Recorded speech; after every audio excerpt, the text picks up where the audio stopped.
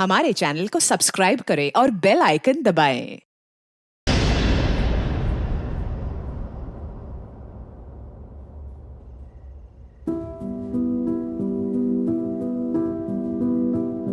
चल शादी कर लेते हैं। मैं हमेशा हमेशा के लिए तुम्हारी बन के रहना चाहती हूँ।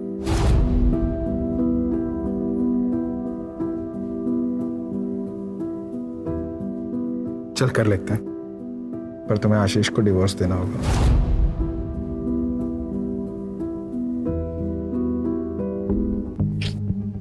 वो डिवोर्स के लिए कभी नहीं मानेगा।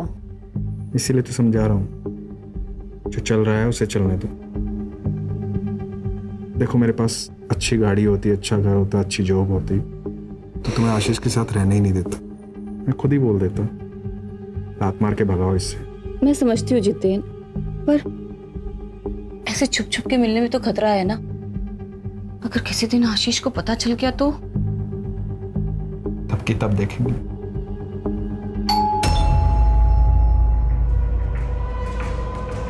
हे भगवान, वो आज इतनी जल्दी कैसे आ गए? तुम चुप हो जल्दी से।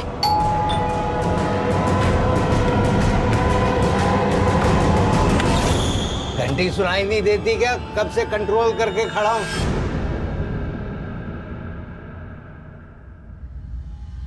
यहाँ टंकी फुल है मेरी, अभी खोलती नहीं तो यहीं टंकी खाली कर देता।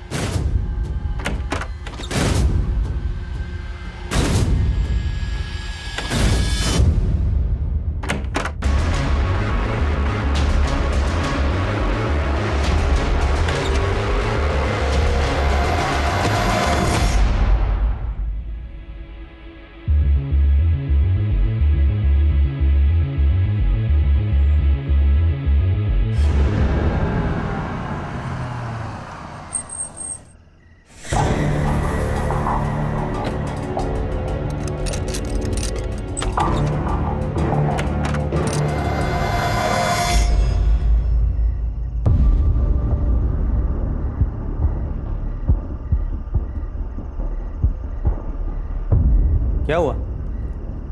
सब लोग ऐसे क्यों देख रहे हैं? मैं कोई चोर हूं क्या? हम कब से तुम्हारा इंतजार कर रहे हैं। 2 साल हो गए तुम्हें जॉब छोड़े हुए, अब तक तूने दूसरी जॉब भी नहीं पकड़ी।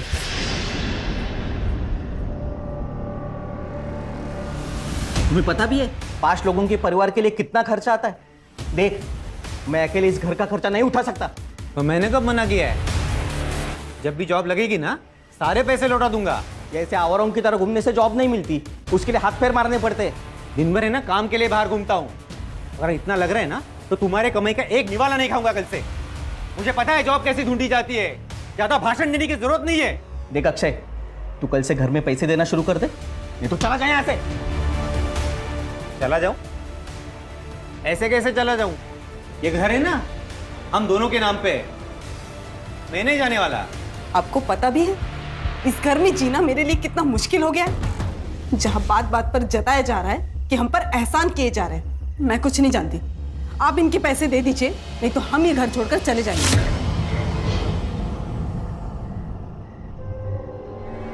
कोई कहीं नहीं जा रहा है। मेरे बेटे मेरे साथ एक ही छत के नीचे रहेंगे। हाँ तो पूछिए नहीं इससे, जॉब नहीं करता तो दिन भर कहाँ घूमता रहता है? दिन भर जहां भी रहता हूं ना, आपके लिए अच्छा ही है ना। मेरे हिस्से का 2 वक्त का खाने का पैसा बच जाता है। कैसी बात कर रहे हैं देवर जी? अनुराग ने कब आपको घर में खाना खाने के लिए मना किया?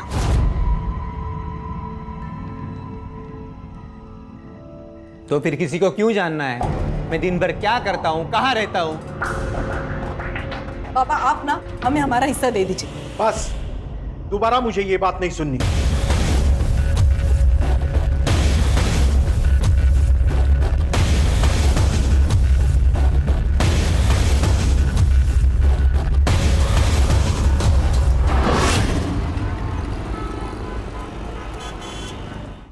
सुनिए, वो मुझे कुछ पैसे चाहिए थे, वो घर का थोड़ा सामान लेकर आना है। अभी 2 दिन पहले ही तो दिए थे 1000 रुपए। सुनो, क्या 2 दिन पहले? हाँ, जैसे तुम्हारी दारू महंगी हो रही है ना, घर गृहस्थी का सामान भी महंगा हो रहा है। दारू पीने के पैसे हैं तुम्हारे पास, पर घर गृहस्थी के सामान के लिए पैसे नहीं है। हाँ नहीं है पैसे, कर ले जो करना है। अरे मैं तुम्हें जाने नहीं दूंगी। मुझे पैसे चाहिए, मतलब पैसे चाहिए। हाथ छोड़, हाथ छोड़। अरे सुनो,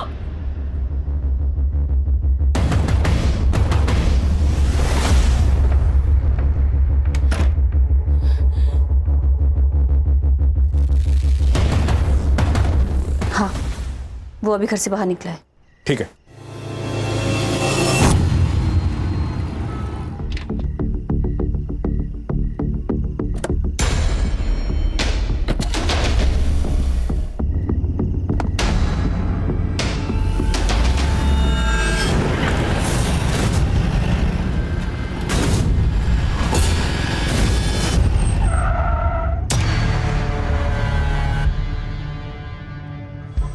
अरे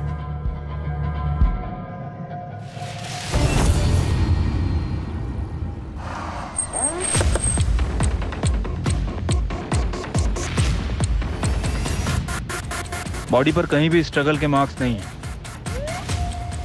शायद मर्डर नहीं चाहता था कि कोई इसे पहचान सके।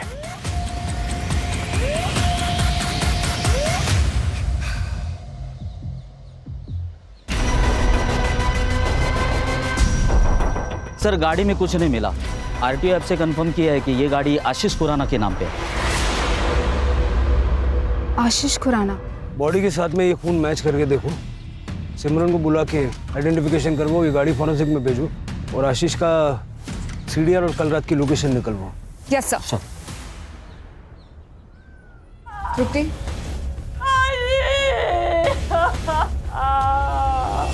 कल शाम को काम से लौटा तो थर्ड फ्लोर से चिकने चिल्लाने की आवाज़ आ रही थी। मैं समझ गया पुराना फैमिली फिर से झगड़ा कर रही थी। जाके देखा तो आशीष गुस्से से भाग गया। सर इन दोनों का तो लगा ही रहता है। आशीष शराब पी के आता है और फिर दोनों मियां बीवी में झगड़ा होता है। लेकिन कमाल की बात तो ये है सर कि कभी दूसरे आदमी के साथ झगड़ा हुआ ही नहीं। कौन दूसरा आदमी? सर एक आदमी है, जब आशीष घर पे नहीं होता है ना तब वो घर पर आता है। मैं उसे जानती नहीं हूँ, लेकिन हाँ मैं उसे देखूंगी तो जरूर पहचान जाऊंगी।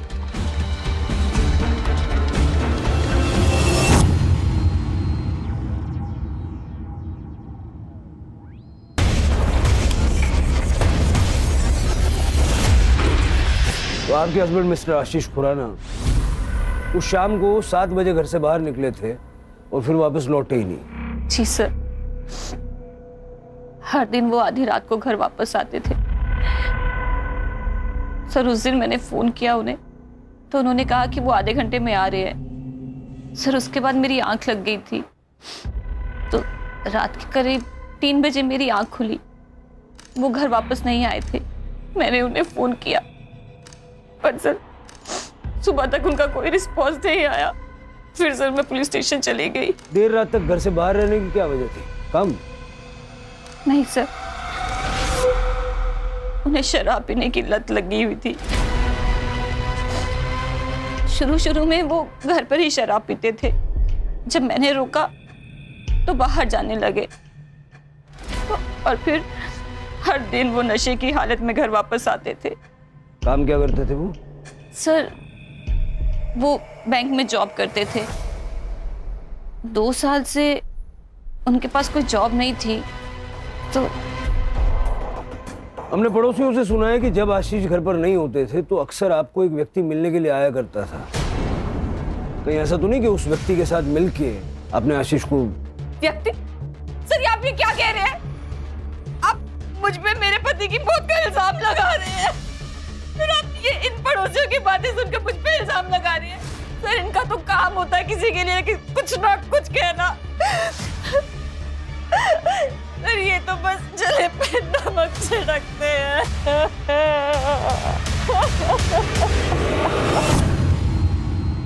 सर हमने बार का सीसीटीवी फुटेज चेक किया और जैसे मैनेजर ने हमें बताया वैसे ही आशीष बार में अकेला ही ड्रिंक कर रहा था और 11:45 को आशीष बार से अकेला ही निकला और आशीष के लोकेशन डिटेल के अनुसार वो नॉन स्टॉप ट्रैवल कर रहा था वहां तक जहां पर हमें उसकी बॉडी मिली, जो कि एक सुनसान जगह है।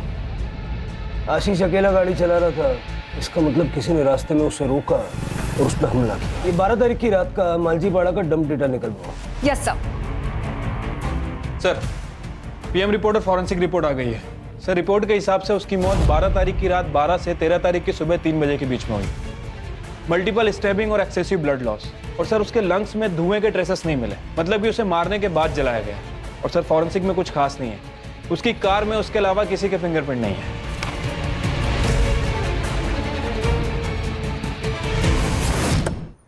तू पहले मेरी बात सुन, मुझे कल शाम तक हर हाल में फैसला चाहिए।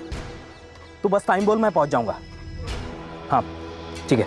नागेश कोणाशी बोलतोय? कहीं फिर से वही? आई तू कशाला घाबरते एवढं?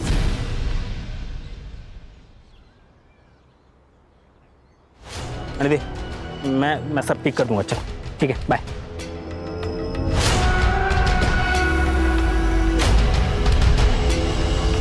सर आशीष के कॉल रिकॉर्ड के हिसाब से उसे लास्ट कॉल किसी अक्षय संपत का आया था और बाहर से निकलने के 15 मिनट पहले तक वो उसी से बात कर रहा था। बाहर के सीसीटीवी फुटेज में भी दिखा है सर। अक्षय संपत?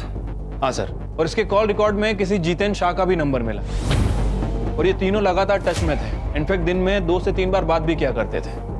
डम डेटा का क्या हुआ? सर आज शाम तक मिल जाएगा। सर मैं जितेन और आशीष बरसों पुराने दोस्त थे। मुझे तो अभी भी यकीन नहीं हो रहा कि आशीष अब हमारे बीच नहीं है। 12 तारीख की रात को आप दोनों के बीच काफी बातें हुई थी फोन पे। क्या बात हुई थी? सर जनरली ऐसे ही फ़ोन किया था, इधर उधर की बातें की और रख दिया। उस वक्त तुम कहाँ थे? मैं घर पे ही था।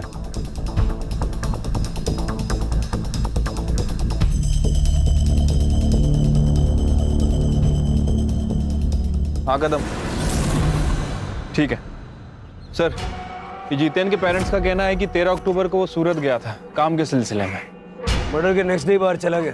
उसको फोन करके बुलवाओ और ये अक्षय की स्टोरी चेक करो।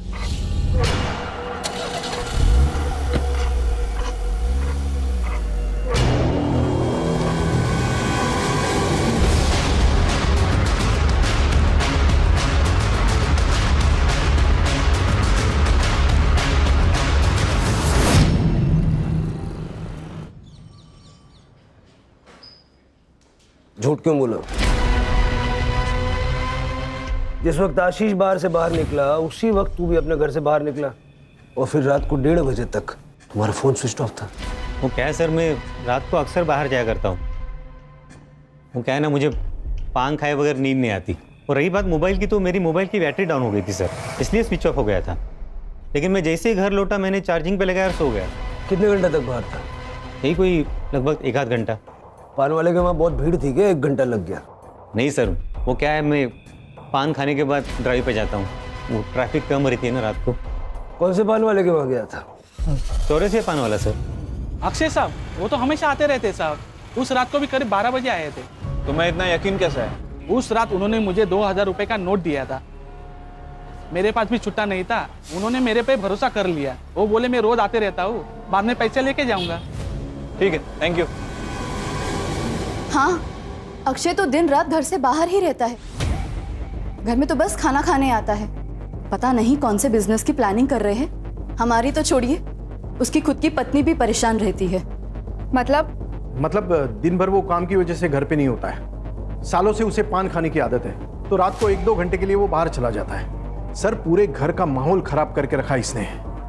इसकी इन आदतों की वजह से हमने पूछना भी बंद कर दिया है। आप तो अक्षय की पत्नी है, आपको तो पता होगा ना कहाँ कितना वक्त गुजारते हैं आपके पति। सर मैं ज़्यादा कुछ पूछती नहीं हूँ उन्हें। जब तक वो आता है मैं सो जाती हूँ, इसलिए हम दरवाजे को लॉक भी नहीं करते, ताकि उन्हें जब भी आना हो रात को वो आ जाते हैं। अगर अक्षय ने आशीष को नहीं मारा है तो फिर कौन हो सकता है? ये जितेन का है? सर कल आ रहा है। सर डीएनए रिपोर्ट आ गई है, वो बॉडी आशीष की है और मैंने उसका बैकग्राउंड भी चेक किया। उसे शराब पीने की लत थी, इसके अलावा सब कुछ नॉर्मल है। कदम, ये जितेन के घर के बाहर नजर रखने के लिए कांबड़े को भेजो। जैसे ही वो घर पे पहुंचेगा उसको सीधा पुलिस स्टेशन लेके आओ। Okay sir. आशीष की वाइफ सिमरन, उसका क्या हुआ? सर उसकी सीडीआर चेक की, एक नंबर मिला है जिससे वो लगातार बात करती है। इंक्वायरी की तो पता चला कि उसकी बहन रश्मिका भल्ला का है। नॉर्मल बात है सर, लेकिन हर दिन घंटों घंटों बातें करना और एक ही दिन में 2-3 बार बात करना, ये थोड़ा अजीब नहीं लगता है? रश्मिका और सिमरन दोनों के सीडीआर और लोकेशंस निकलवाओ। सर, और इसके पास और एक जली हुई बॉडी मिली है,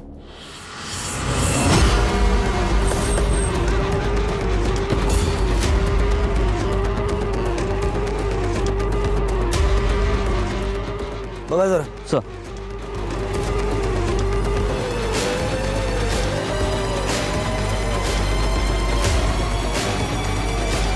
सर, बॉडी को पेट्रोल से जलाया गया है और बॉडी की कंडीशन देख के लगता है कि लगभग 12 घंटे पहले मौत हुई है। सर गाडीमध्ये काहीच सापडलं नाही। ये गाडी अक्षय संपत के नाम पे है। परिवार वालों को बुला लो।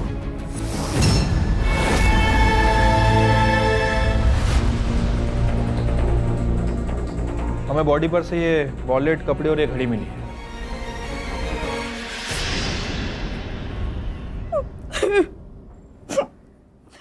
बहुत कोसते थे सर ये लोग हमें, उनकी नौकरी क्या चली गई, हमारी हालत तो भिखारी जैसे हो गई थी, इसीलिए अक्षय ने इनसे हिस्से की बात की थी।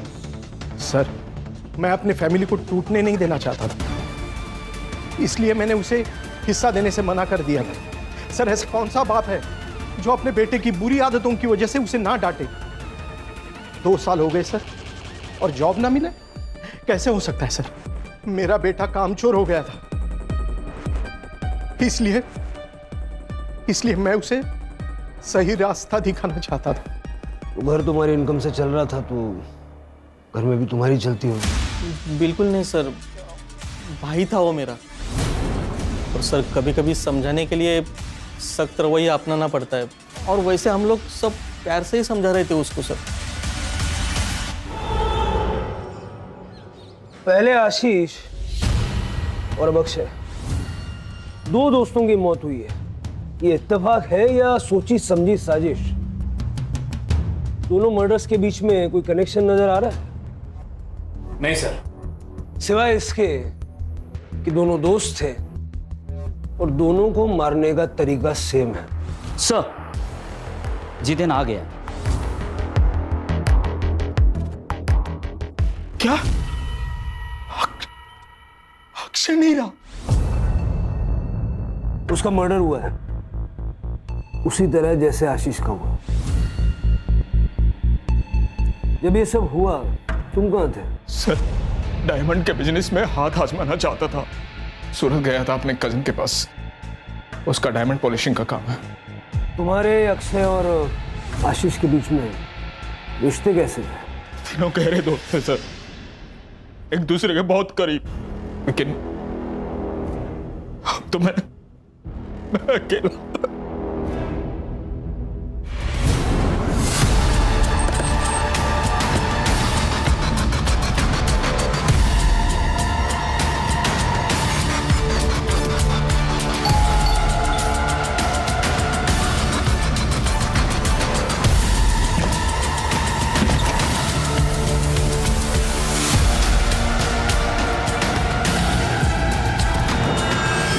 कदम। Yes sir.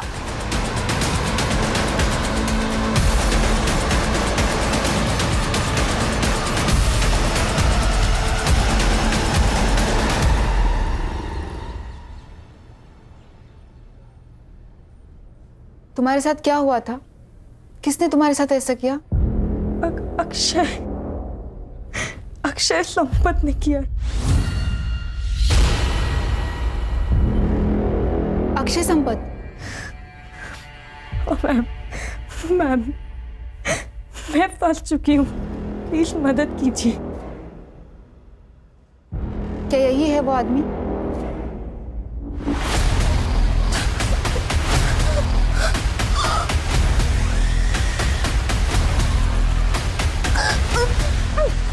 सर प्लीज आप बाहर जाइए।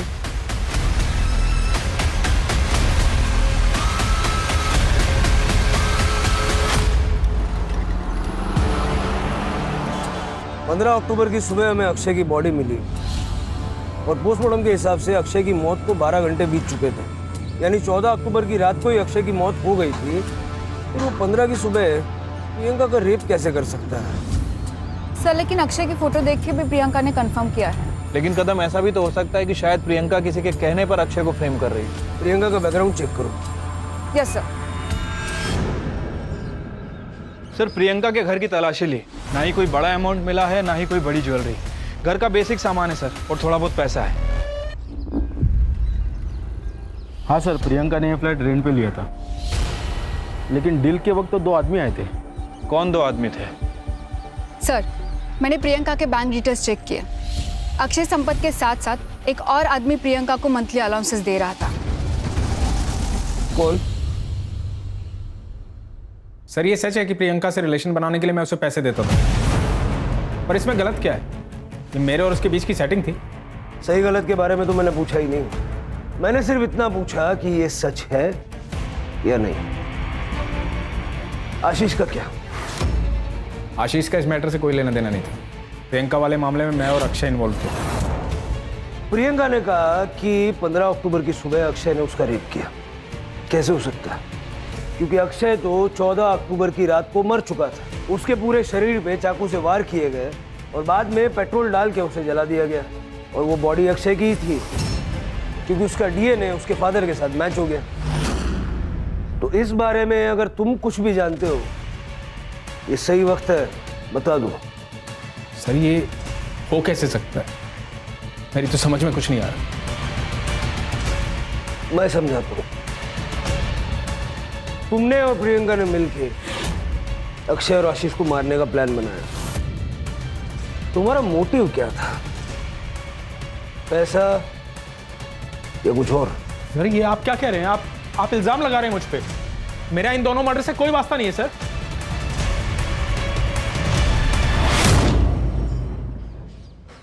सर आशीष, जितेन और अक्षय, इन तीनों की दोस्ती के अलावा एक और कनेक्शन है इन तीनों से रिलेटेड।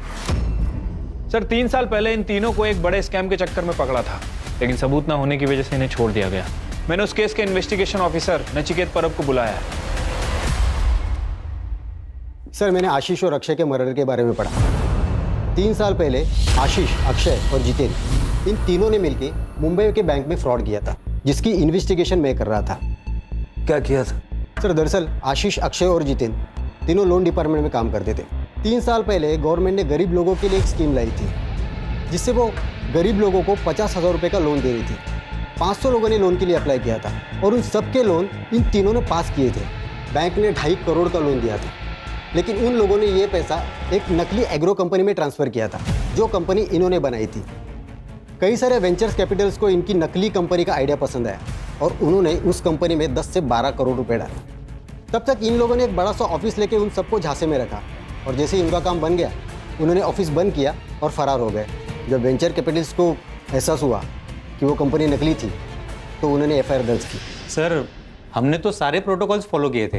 ये सर हमने तो पूरे वेरिफिकेशन के बाद ही लोन सैंक्शन किया था उन लोगों को। सर लोन लेने के बाद वो लोग अपने पैसे का क्या करते हैं, हमारा लुकआउट नहीं।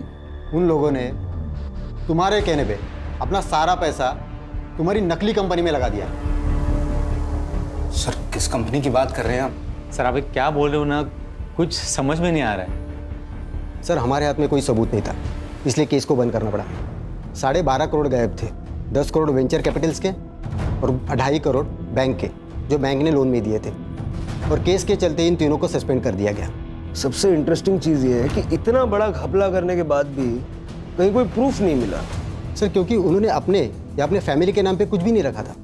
उन्होंने नकली नाम, नकली एड्रेस, नकली पैन कार्ड और नकली आधार कार्ड से उस कांड को अंजाम दिया था। और रजिस्टर ऑफ कंपनी में भी उन्होंने किसी को घूस खिला के अपनी कंपनी रजिस्टर करवाई थी, इसलिए किसी ने अच्छे से कंपनी की जांच पड़ताल भी नहीं की। तो ये थी वो मिसिंग कड़ी। तो तुमने जितेन की मदद इसलिए की ताकि वो अक्षय और आशीष को मार के उनका सारा पैसा हथिया सके। मैंने कुछ नहीं किया है, मैं तो खुद एक विक्टिम हूँ। पापा अक्षय और जितेन अंकल के लिए काम करते थे। उनकी डेथ के बाद मैं और मम्मी बहुत अकेले हो गए थे। मुझे अपनी आगे की एजुकेशन के लिए पैसे चाहिए थे। मैंने जितेन अंकल को कहा, उन्होंने मुझे बुलाया और मेरा फायदा उठाया।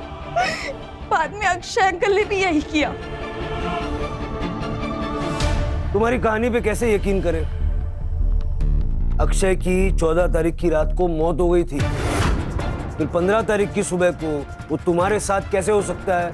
मैं कसम खा के कहती हूँ, मैंने कुछ भी झूठ नहीं बोला है। उस दिन सुबह अक्षय ही था। कल हॉस्पिटल से डिस्चार्ज मिलेगा, शहर छोड़ के नहीं जाना। ये जितेन अभी भी प्रियंका की बिल्डिंग में जाता है सर, और जिस दिन प्रियंका हॉस्पिटल में थी ये उस दिन भी उस बिल्डिंग में गया था। पैसे ढूंढने गया होगा। सर हमने तो फ्लैट को बहुत अच्छे से चेक किया था, हमें तो पैसे नहीं मिले सर। सिमरन से मिलने गया होगा। ये बिल्डिंग में तो रेगुलर जा रहा है और बिल्डिंग के सीसीटीवी में इसे देखा भी गया है, लेकिन किस फ्लैट में जाता है ये बताना बहुत मुश्किल है। सर रश्मिका के सीडीआर रिपोर्ट आ गए हैं, सेम पैटर्न है, सिमरन से कॉल, दिन में कई बार और लंबे समय तक बातें की है। ये रश्मिका रहती का? सर आपकी बहन का और आपका रजिस्टर्ड एड्रेस सेम कैसे हो सकता है? आपके साथ रहती है? नहीं सर, सर मैंने मेरी बहन के नाम से एक सिम खरीदा था। पिछले साल तक वो यहीं रहती थी, फिर उसकी शादी हो गई और वो यूएस चली गई। वो नंबर आप कौन यूज करता है? जितेन। सर जितेन और मैं एक दूसरे से प्यार करते हैं। आशीष को पता ना चले इसलिए जितेन वो नंबर यूज करता था। ये जितेन का और आपका रिश्ता कब से चल रहा है? 2 साल से सर। जब भी आशीष बाहर जाता था तो मैं जितेन को घर बुला लेती थी। इसीलिए आपने और जितेन ने कोर्ट में शादी के लिए रजिस्टर किया है? सर मेरी और आशीष की शादी तो 6 महीने में ख़त्म हो गई थी। आशीष को मेरे साथ रहने में कोई इंटरेस्ट नहीं था। उसकी शराब पीने की लत, रोज़ की लड़ाई, सर मैं थक चुकी थी। और इसी दौरान मुझे जितेन मिला और मैं जितेन से अट्रैक्ट हो गई। और इसीलिए आप दोनों ने मिलकर उसे रास्ते से हटा दिया ताकि आप दोनों आसानी से शादी कर सकें। नहीं सर, नहीं।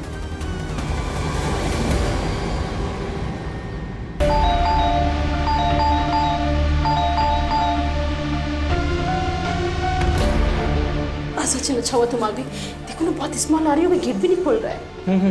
मैं पुलिस को फोन करता हूँ। Hello hello police station.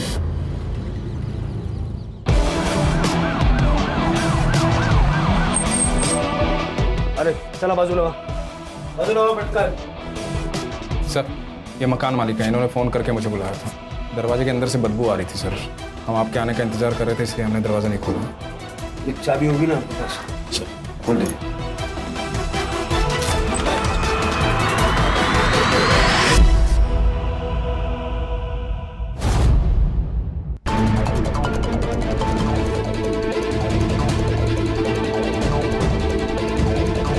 Sir ये सुसाइड नोट मिला है। सर आशीष और अक्षय की मर्डर की इन्वेस्टिगेशन कहाँ तक पहुंची है? देखिए इन्वेस्टिगेशन अभी चल रही है, अभी कुछ कह नहीं सकते। आप लोग कुछ कहते ही क्या है सर? 2 लोगों का मर्डर हो चुका है और दोनों के ऊपर 12 करोड़ की लूट का इल्जाम है। एक लड़की ने सुसाइड कर लिया, चाहे तो आप उसको बचा सकते थे अगर आप अपना काम ढंग से करते तो, लेकिन आप लोगों ने ऐसी कोई कोशिश नहीं की। जवाब दीजिए सर। मैम अभी इन्वेस्टिगेशन चल रही है, जो भी अपडेट होगा हम आप लोगों को बता देंगे। प्लीज चलिए आप लोग। सर आइए। सर आप रात को सुकून की नींद कैसे सो पाते हैं जानते हुए कि आपकी वजह से किसी की मौत हो गई है? क्या आपको बुरा नहीं लगता इस बात का? जवाब दीजिए सर, हम सब जानना चाहते हैं इस बारे में। आप लोग प्लीज चलिए। लेकिन सर हमारे सवालों का क्या? मैडम आगे बात चला।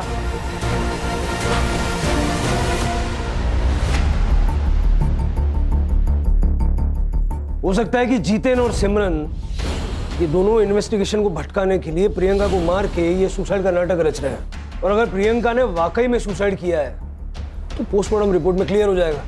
प्रियंका ने कहा कि अक्षय संपत ने उसका रेप किया, जबकि अक्षय तो एक दिन पहले ही मर चुका था। प्रियंका सच बोल रही थी। सर कसम से हमारे दिमाग में कभी ये ख्याल नहीं आया, और जिस रात आशीष का मर्डर हुआ उस रात 3 बजे तक मैं सिमरन के साथ था। कहानी बहुत अच्छी है, बहुत बढ़िया, लेकिन इस कहानी में एक ट्विस्ट है।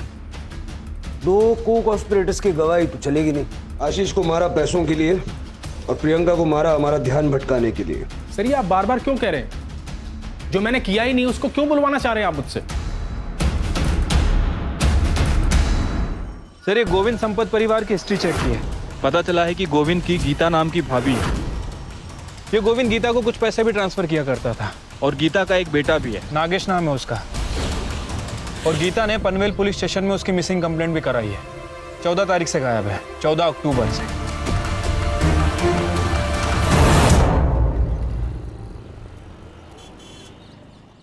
नागेश की किसी के साथ कोई दुश्मनी वगैरह थी क्या? नहीं तो 14 अक्टूबर को नागेश कहाँ गया था? उस दिन उसने शाम को मुझे फोन किया था और मुझसे कहा कि उसे आने में देरी होगी। मैंने उससे पूछा भी क्यों। उसने कहा था वो घर आके मुझे खुशखबरी देगा, लेकिन वो नहीं आया। कदम, नागेश की गाड़ी की डिटेल्स ले लो। यस सर, नागेश के सीडीआर रिपोर्ट के अकॉर्डिंग उसे 14 अक्टूबर की शाम को थाने के किसी पीसीओ से फोन आया था। सर, जब मैंने उसकी लोकेशन डिटेल्स चेक की तो उसने पनवेल से लेकर थाने तक ट्रैवल किया है। और सर, इंटरेस्टिंग बात तो ये है कि उसकी आखिरी लोकेशन वहां पर मिली है जहां पर हमें अक्षय की जली हुई बॉडी मिली। इसका मतलब ये है कि या तो अक्षय ने नागेश को मार दिया और ये दिखाया कि मर्डर अक्षय का हुआ है, और या तो फिर नागेश ने अक्षय को मार डाला और वहां से निकल गया।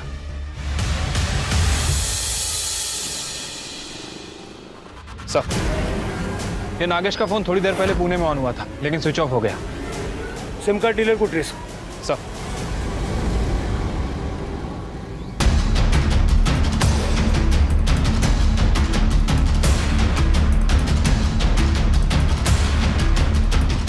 इनमें से कौन था? सर, ये था।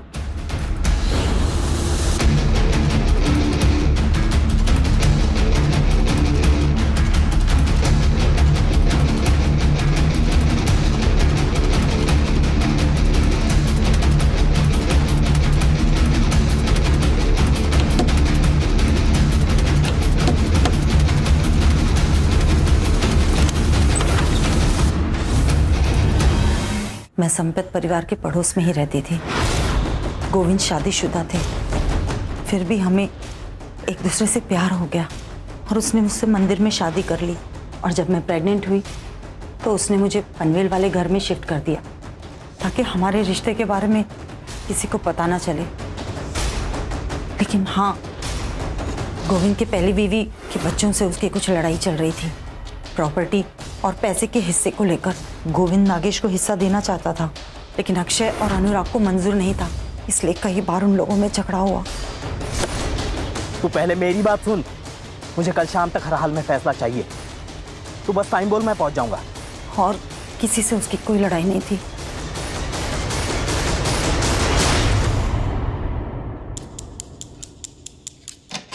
मुझे ये बताओ, 12 तारीख की रात को क्या हुआ था? सर, मैंने आशीष को फ़ोन किया तो तूने सोचा कि सारा पैसा तू ले लेगा? सर, मेरे मन में लालच आ गया था। सबसे पहले मैं चौरसिया पान वाले के पास गया और इस बात का ध्यान रखा कि उसे याद रहे कि मैं उसकी दुकान पर आया था। मैंने उसको 2000 का नोट दिया और बोला कि छुट्टा बाद में ले लूँगा। उसके बाद मैं उस रास्ते पर निकल गया जहाँ से आशीष गुजरने वाला था। पीछे आशीष की गाड़ी आई, मैं उसका पीछा करने लगा।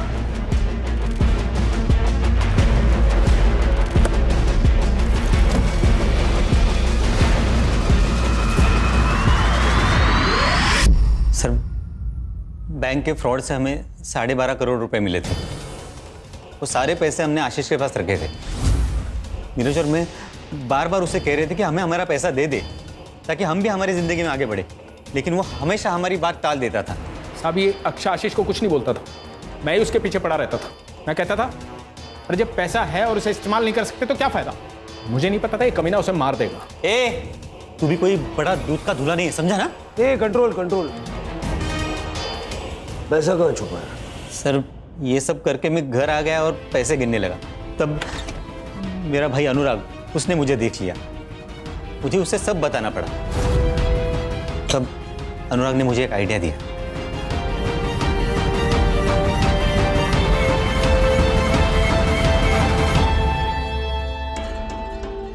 देखिए, आशीष के मर्डर केस में ना चांसेस है कि पुलिस तुझ पे शक करे, क्योंकि उसे लास्ट कॉल तूने किया है। और ये भी हो सकता है कि वो जो पान वाला है वो तुझे याद नहीं रखे। तो फिर अभी क्या करना चाहिए? देख भाई, तुझे मरना होगा। क्या? अरे मतलब तेरे नाम पे किसी और को मरना होगा। लेकिन ऐसा है कौन? तो तुम दोनों ने मिलके नागेश को मारने का प्लान बनाया ताकि नागेश का और गोविंद का डीएनए आसानी से आपस में मैच हो जाए और ये प्रूव हो जाए कि मरने वाला तू है।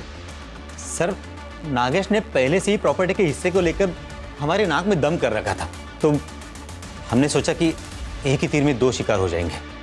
14 अक्टूबर को हमने नागेश को फ़ोन करके ये कहा कि हम लोग उसे प्रॉपर्टी के हिस्से में शरीक करने को तैयार हैं। उस बारे में बात करने के लिए हमने उससे थाना बुलाया। तब अनुराग ने मुझे बताया कि उसे सब कुछ सेट करने के लिए कुछ वक्त चाहिए। तो मैंने सोचा मैं भी अपना समय प्रियंका के साथ बिताऊं। लेकिन सर, जब मैं वहां पहुंचा तब मुझे नहीं चाहिए पैसे, जाओ। तब तक अनुराग ने पुणे में मेरे लिए टैक्सी ड्राइवर के जॉब का इंतजाम करके रखा था। तो मैं प्रियंका को उसी हालत में छोड़कर पुणे चला गया। वहाँ जाकर मैंने नागेश की गाड़ी बेच दी और नकली आधार कार्ड बनवाए। चार्जशीट बनाओ और वो अनुराग को ढूंढ के ले आओ। चलो।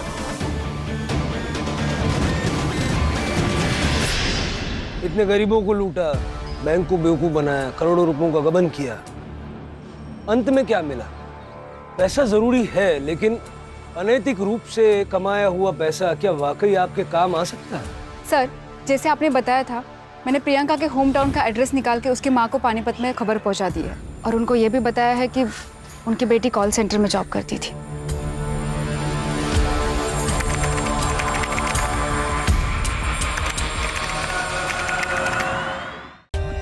For more updates, subscribe to our channel, click the show links and enjoy watching the videos.